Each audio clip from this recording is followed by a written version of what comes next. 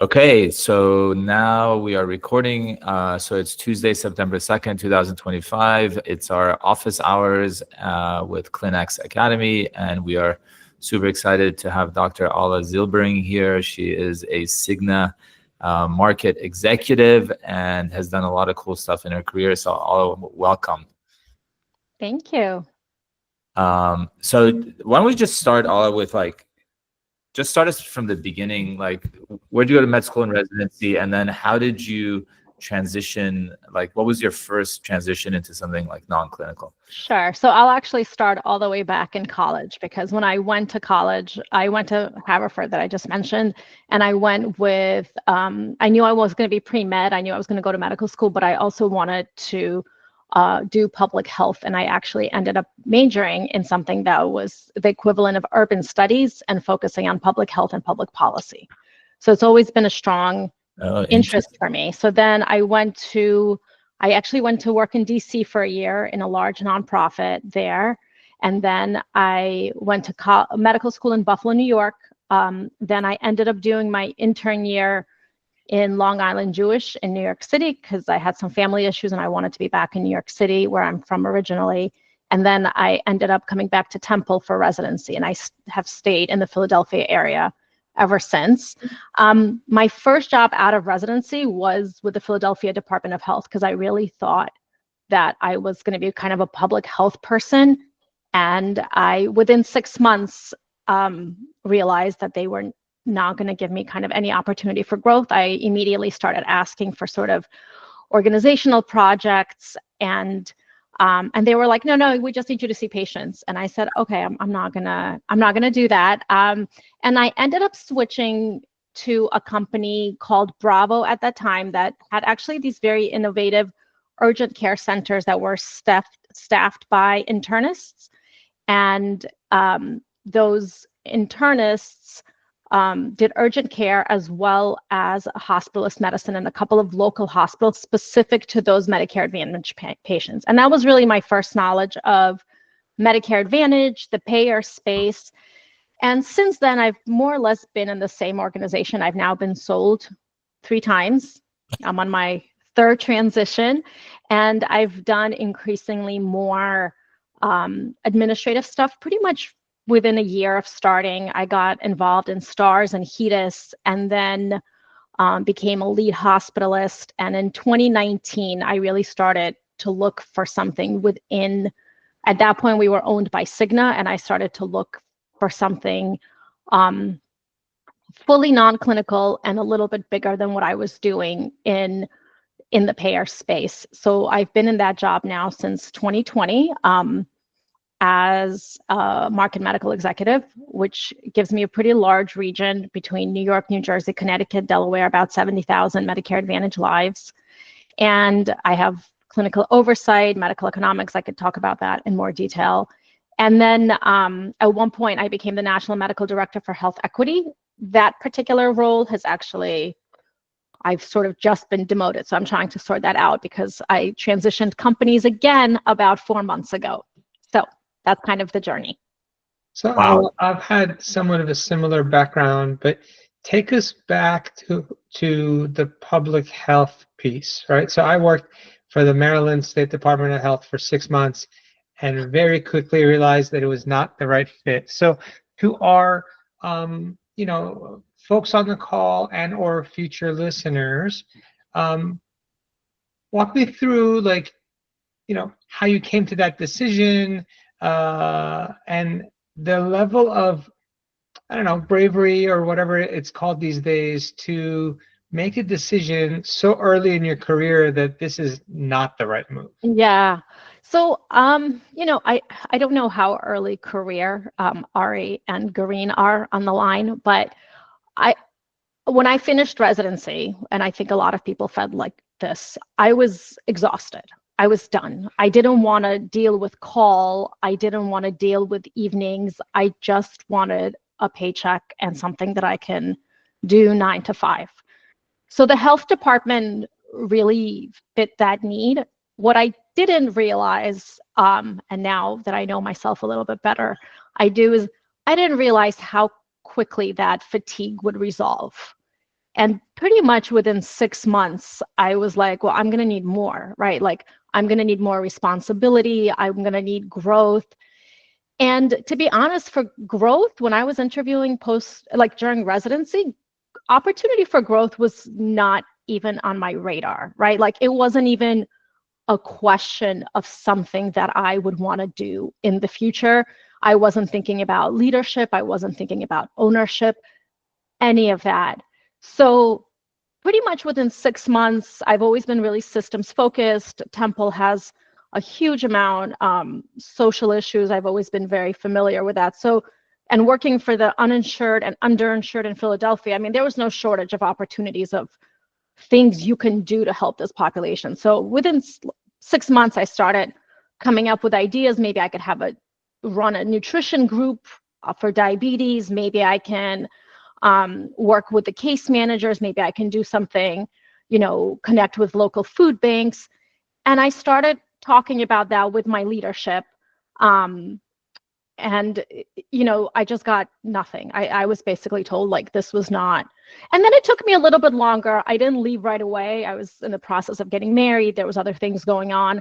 And then I had, there was an issue with a patient where it was a quality issue that I was, and that night I just sent out a bunch of resumes. That was it. I was like, this is really not going to work. So, it helps that I didn't make very much money there, right? To be perfectly honest, I was okay with that when I took the job. I was sort of like, I'm going to get my loan repayment. There's going to be other perks. I'm going to have this nice lifestyle. But very quickly, I realized that wasn't going to be enough in terms of the lifestyle. And the job at that point, the company was called Bravo. It became HealthSpring, then Cigna. At that point, that job in particular was considered a little bit of a risk. It was a new model. People sort of talked about it. My knowledge was basically everyone in academic medicine, and the academic physicians that I knew were sort of like, oh, I don't know if that makes sense. They're saying that they're paying a lot, but are they really going to do that? And there was a lot of uncertainty if this model was going to work or not, or if it was really as much as they were saying in terms of salary. And it was. So it turned out to be true. And, there was some hesitation. But I think for me, that choice was relatively easy because I felt stuck very, very quickly. I within 6 months, I was like, there's going to be no growth for me here, and I'm not ready to just do primary care exclusively for the next number of years.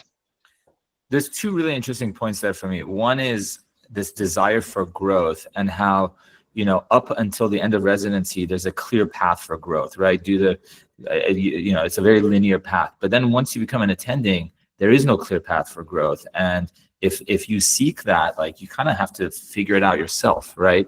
And then the other point that was interesting you raised, or you alluded to it, is the academic faculty that we're exposed to early in our careers. Most of them know very little about the business side, right? They're not involved in health tech. They're not involved in venture. They're not involved in health plan. They just don't know this stuff, right? So you kind of have to. If anything, they look down upon it sometimes. Yeah. Depends on the institution you're in, right? Well, I think it depends on the institution, and I also think they know what they know, right? So. And I think in terms of growth, I think this is a reason that when I talk to residents, I always tell them not to specialize, which is my personal take on it for internal medicine. I'm like, unless you absolutely love an organ, don't do it.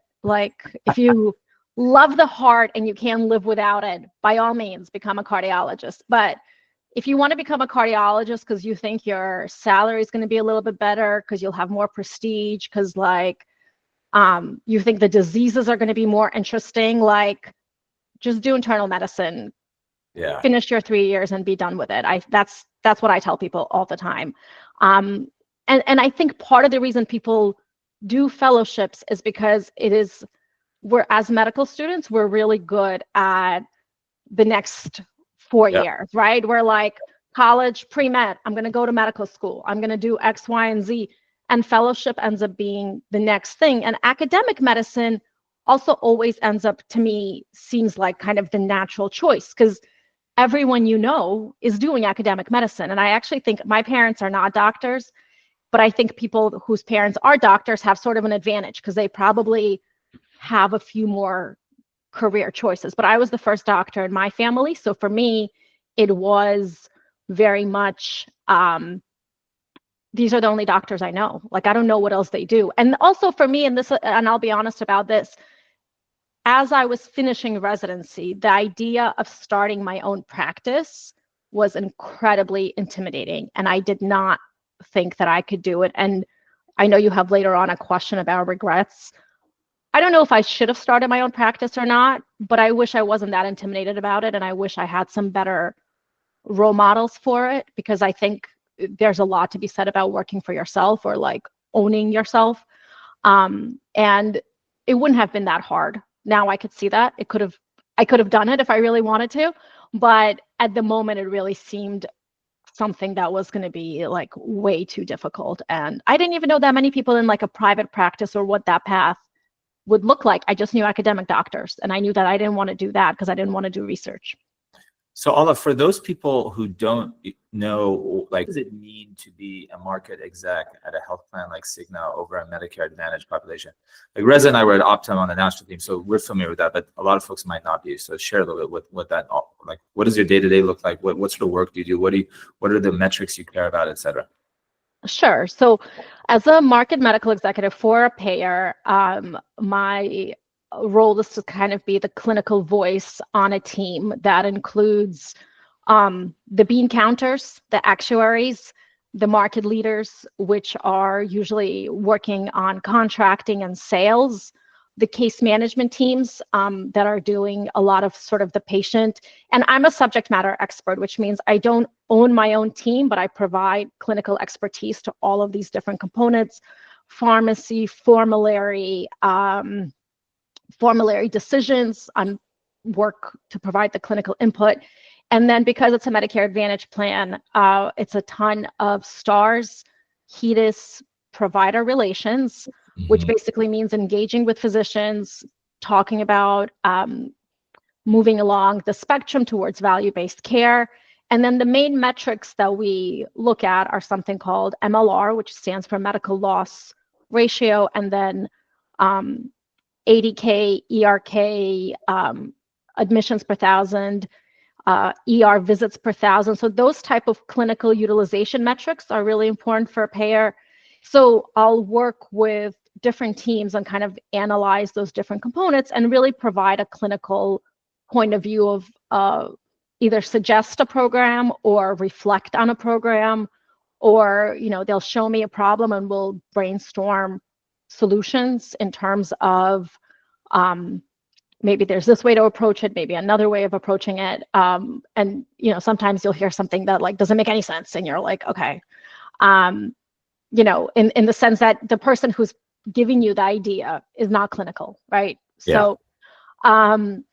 So it's not that it doesn't make sense to them, it's just that it doesn't make sense in context of healthcare. So having worked in primary care, urgent care, and hospitalist medicine, I'm able to kind of give them the perspective of what the doctor's going through and also what the patient is going through in all of those stages, so that it's not as they're just looking at like lines. So that's really the bulk of the job. So my day-to-day is unfortunately not very exciting. It's it's a lot of meetings, it's a lot of emails, it's some research in terms of like finding the relevant clinical studies that I could pull information from, and sharing that with different people and finding a way to make it approachable as well as understandable to somebody who's not a clinician for the most part. I do have some work that I do with the providers themselves, so with physicians and physicians groups, and there the task is the opposite. I sort of have to translate the business language and what they're focusing on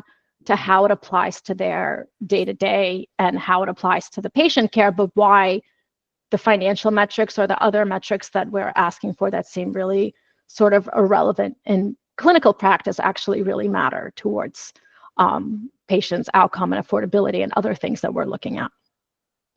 We have a section in our text around risk delegation, et cetera. Help me understand of your MA population, like as we think about dollars going from my taxes to Uncle Sam to CMS to the payer. From there, are you a delegated medical group? Is it an MSO structure? Is there employed docs versus network docs? Give us like another minute or so for those who are a little further along in this reading around the structure of risk delegation and how yours is organized. Sure. So I work with all of the above. So a market gets split up based on the extent of the financial relationships that exist in the market. You mentioned MSO, which is like ACO, the largest in this area is Delaware Valley, ACO, for example. And Cigna actually has their own ACO called Care Allies, who I work with very closely. But there's like a security wall between the two because of the way that the finances flow. So they have their own medical director, but I work with their medical director and their teams for some aspects of how they're doing. Then there is sort of your big groups that have public health teams, essentially their own population health teams. So when you think about Jefferson Health, Penn, Temple, they have, Mainline, they have a population health team that is working with payers. And those are sort of my counterpart roles. So those are the people that I would work with. And then we have kind of our own value-based performance for quality. And then we have those doctors, depending on their size. Just because of the size of the market, I don't usually do like one-on-one with some physicians. But if it's a big enough practice, we would. And if there is kind of opportunity for growth with a practice, we would meet with them and talk about it. But those are sort of the different scales of engagement. And our goal as a payer is to have engagement and have a relationship with the physicians to really help with stars and risk adjustment and really think about how to kind of share that revenue, essentially, because it really benefits everyone. And I think that's one of the things that I talk to that people are most resistant about in terms of a payer. They're like, well, you're giving us this deal that we can't bonus on. And you're like, trust me, all I want is a deal where you can bonus on, because that means we all get a lot of benefit out of it, right? Like, yeah.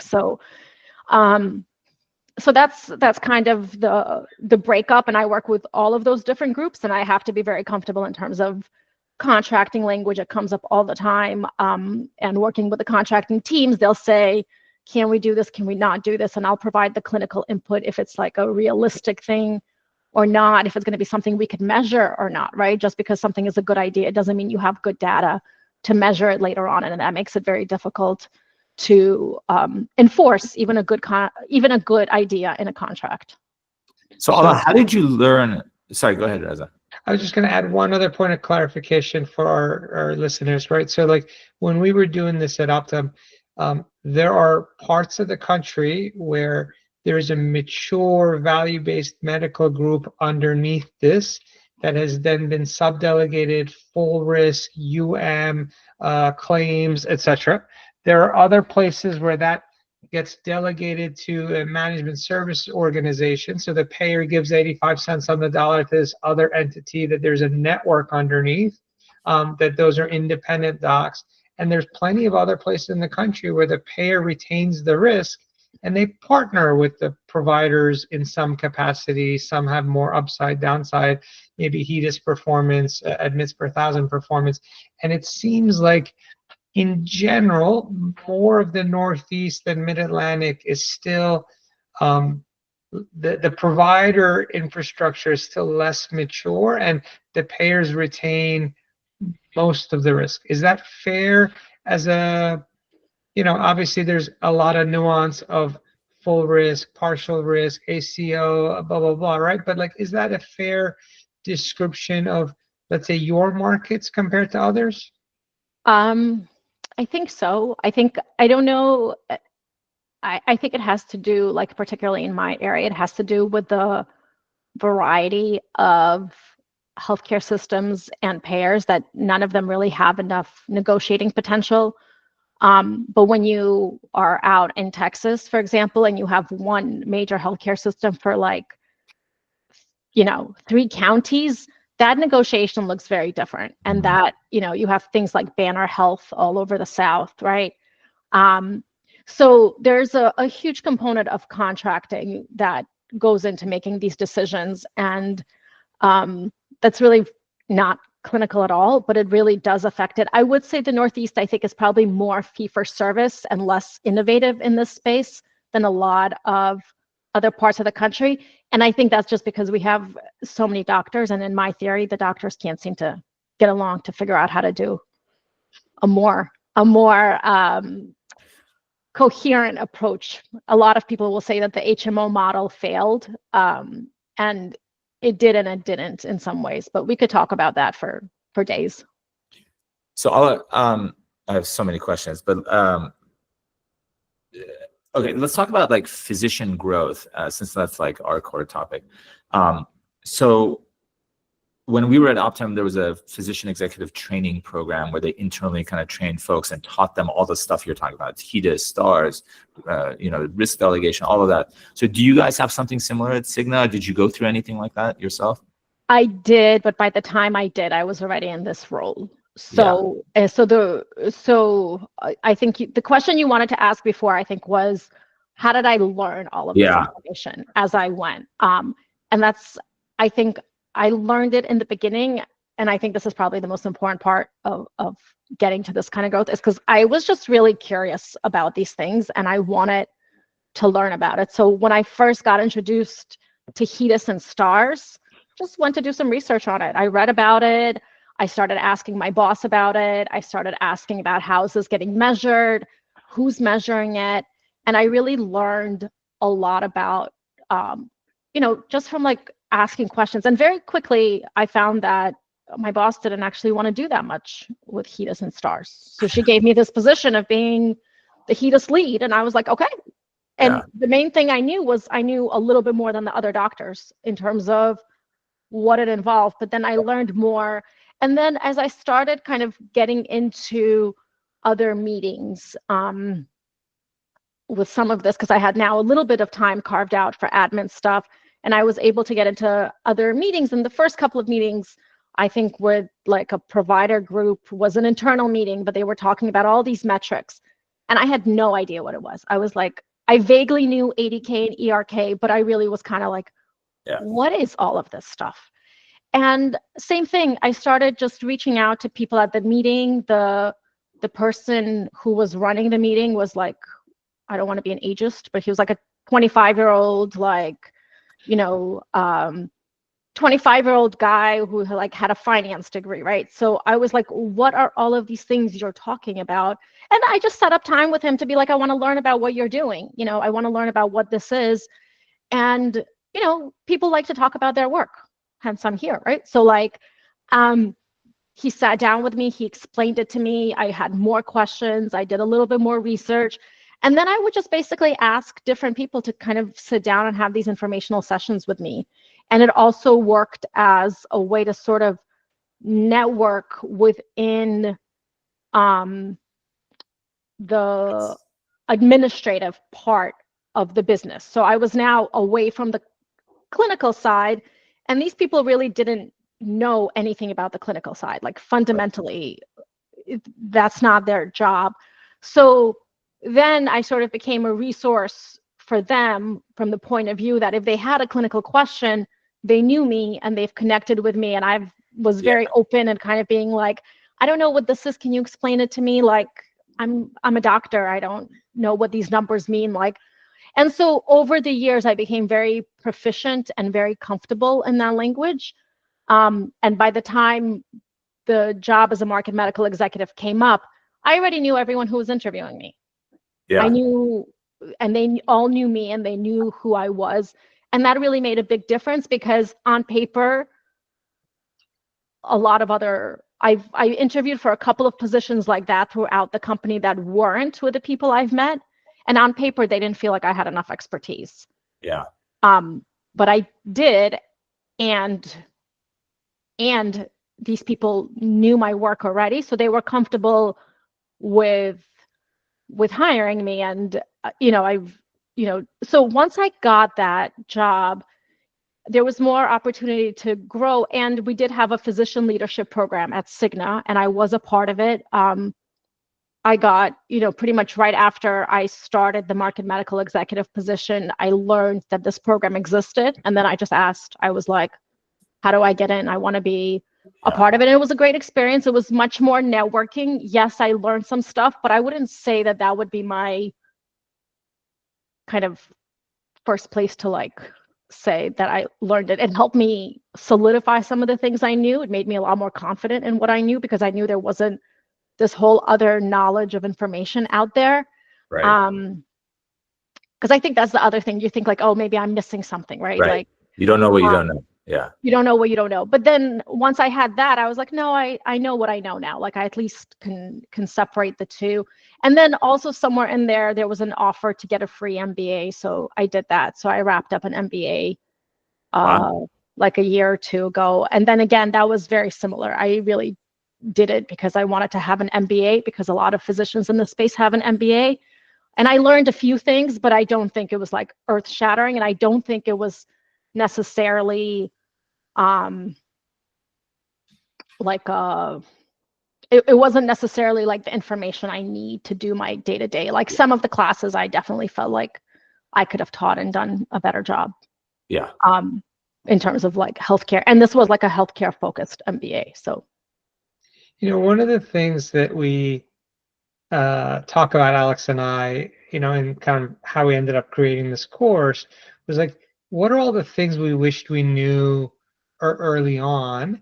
And then I asked myself, if I had this course available to me 15 years ago, would I read it to the level of extent that I should?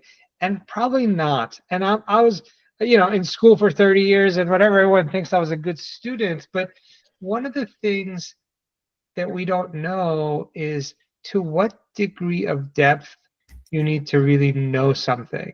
And unless your job currently or about to be like involved with something, we all do more of a superficial understanding than we should. It's just human nature, right? Alex, would you agree? Like, Oh, for sure. I wish I would have read 500 pages of some document that would, set my life down a course, but I'm not sure I would have at age 30. Well, as with everything, like context matters, right? So like if you're in the context, then it makes sense. But I have a million more questions, but why don't we give Green, do you have any questions you want to ask? Otherwise, I'll keep peppering on. We'll keep peppering on. I know Green is hey, Green, you there? If you do, please chime in. So Alla, on a similar note, how much do you interface with vendors who are trying to sell into your market or Cigna?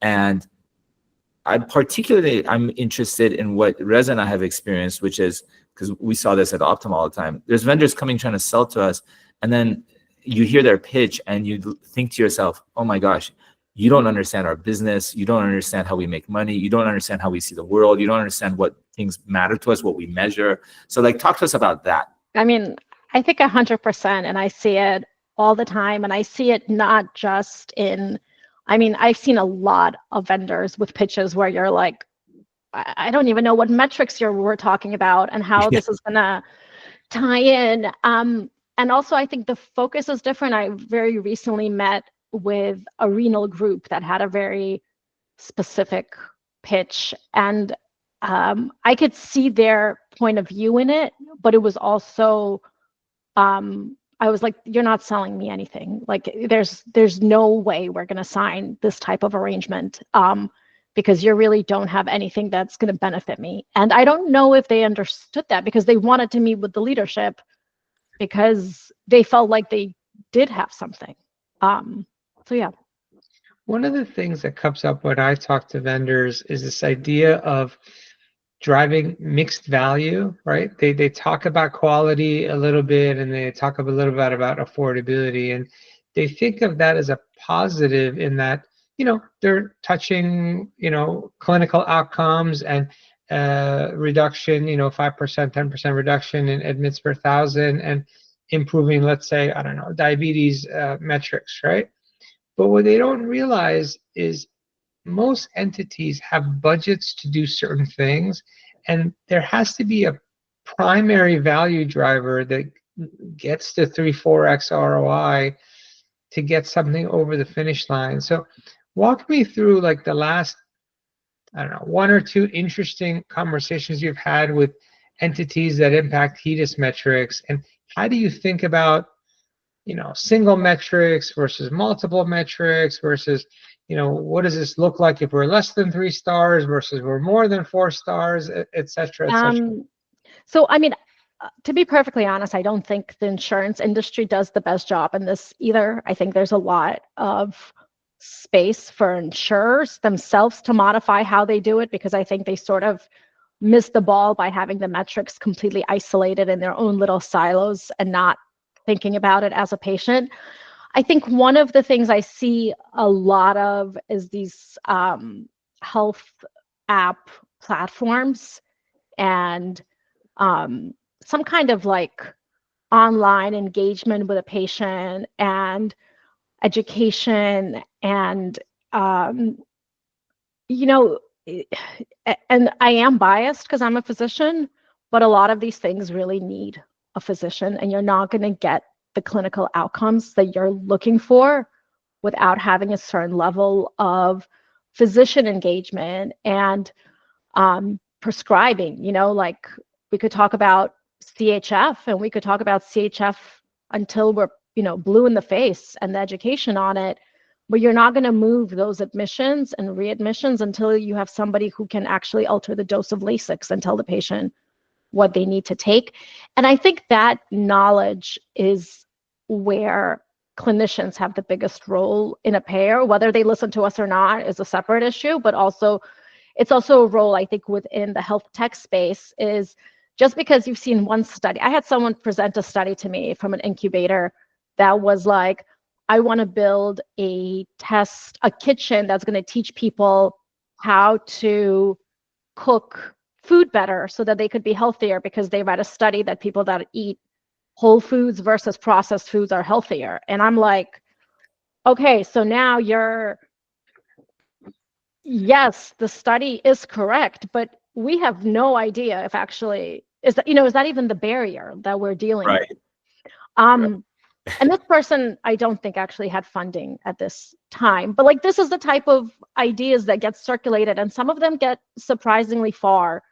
And they focus on patient touch and like, yes, we'll make your patients more engaged with you, but they're making it more engaged with a vendor, not necessarily with a payer, and that's not the same thing. And I think a lot of vendors don't understand that it's not the same thing. Mm-hmm. And then also the enrollment rates tend to be so low, especially for all of these online solutions, that I really struggle with, are you getting to the patient that needs the help versus the patient who already knows how to work their smartphone and get this information out of them? And I very rarely see a vendor really address that portion of it. They're kind of like, well, we have a 30% uptake, which is better than the industry, which is true because a lot of apps have an uptake of less than 10%. So yes, but like that's not going to move my needle if you're only getting to a third of the patients. So if I'm a part-time medical director with one of these digital health solutions, a lot of our folks will either be the friendly PC owner, or they're providing oversight to the clinical activity, or some of them are playing, medical director, fractional CMO type role. Like, what is it that like a good engagement looks like, right? So we talked about ways that things can be poor, but what is it that they can do to add value to their clients to get something across the finish line with a risk-bearing entity? I think they really, really need to focus on the patient experience in context of the full landscape for the patient. And I think that's where things tend to get lost. People think that I'm going to provide this product and this is going to be the single thing that the patient interacts with. And I'm focusing on my patient experience within this continuum, whether it's an app or a phone call or a service or whatever it is.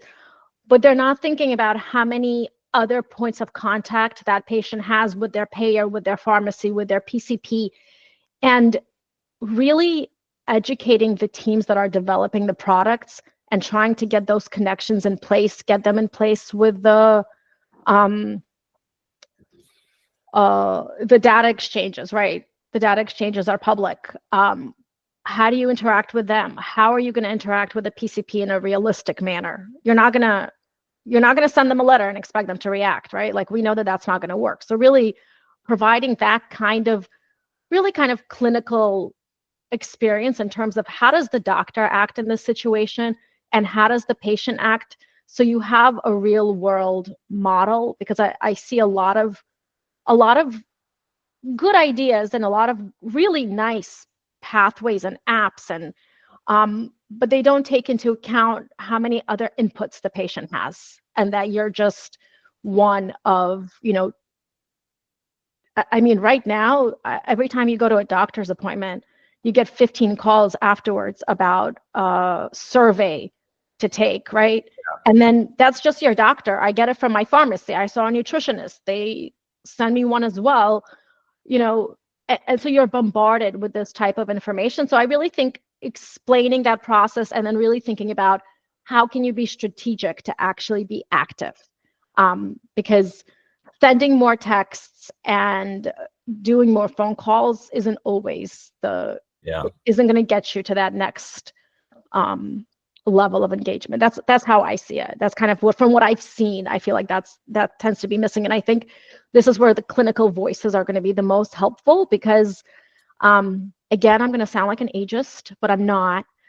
But I've met a lot of people, and even in the payer space, and I've met a lot of people kind of in the health tech startup space. They're very young, which is good. They're out of college, they're excited, they're motivated, they're willing to work.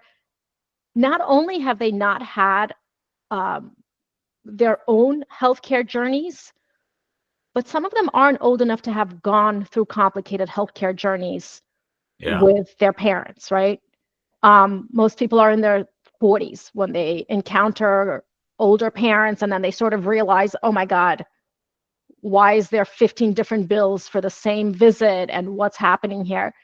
And I think that knowledge is something that physicians can bring early on, because it's really missing. And especially if you're talking about like Medicare Advantage, you're now talking about, all of these plans and all of these other things that are not clinical, but really impact how the patient goes through their health experience. I feel like there's a mismatch between what the market is producing in terms of innovations and startups and solutions and what the health plans and health systems need, right? And it's kind of weird, right? Like, so the health plan's kind of sitting back, and this is same case at Optum, and just like kind of waiting for solutions to come to it. Now, internally, I'm sure Cigna is the same way. Like, we had a set of priorities that we were like, okay, next year we're going to focus on these 5 things. But that was internal. We didn't say it publicly. We are seeking solutions to solve these 5 problems in these 10 ways, right? Like, I think there needs to be a little bit, maybe some more proactive communication to the market as to what are we looking for out there. I think so. I don't know if it's yes, I think there's definitely opportunity for payers to be clear. I want to quote Madman, where he's like, they don't know what they need, right? Like, we're all looking for a solution. Well, that's also true. Yeah. The most innovative product, it may be something that the payer doesn't know that they need either yet. That is absolutely, yeah. So I think it's a challenge. I also think healthcare is hugely complex, and it's really hard to navigate. And I think really being aware of that, and just the challenges and the health literacy around that, could go a long way to making certain products much better. Yeah. All right. So let's, Green, do you have any questions before we wrap it up here? No, nothing. And sorry that I dropped off for a second. I'm driving. No, all good. No problem. So this was so interesting and helpful, and I really appreciate you kind of sharing your insights and stories. Thank you. This was awesome. No problem. Thank you so much. It's great to be here. All right. I'm going to